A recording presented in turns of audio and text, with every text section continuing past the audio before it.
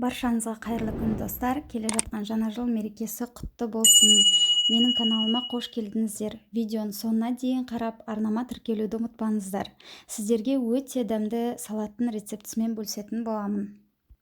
Бізге керекті азық-түліктер: салат жапырағы, пияз, қызанақ, қияр, лимон, болгар бұрышы, зәйтін, кинза, фета ірімшігі және зәйтін майы мен дәміне қарай тұз бен бұрыш. Пиязымызды ортасынан бөліп, видеода көрсетілгендей тураймыз. Одан кейін қиярымызды орташа кубиктерге бөліп тураймыз.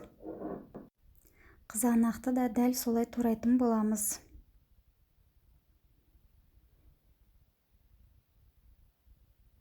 Туралған көкөністерді тәрелкеге саламыз.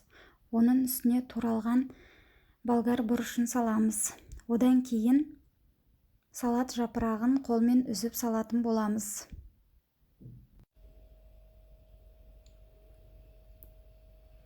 Енді салаттың соусын дайындаймыз.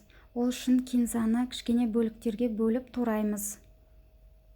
Одан кейін жарты лимон шырынын сығып, оның үстіне кішкене шай қасық тұз, бұрыш, одан кейін бір ас қасық зәйтін майын құямыз. Жаңағы туралған кинзамызды үстіне қосып, жақсылап араластырамыз. Осымен біздің соусымыз дайын. Салатымыздың үстіне зәйтіндерді салып араластырамыз. Одан кейін соусымызды құйып, тағы да жақсылап араластыратын боламыз.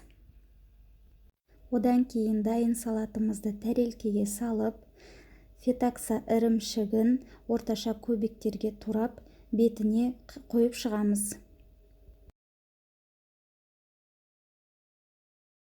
Осымен греческий салатымыз дайын. Өте дәмді, міндетті түрде жасап көріңіздер. Сіздермен болған Жібек. Назарларыңызға рахмет.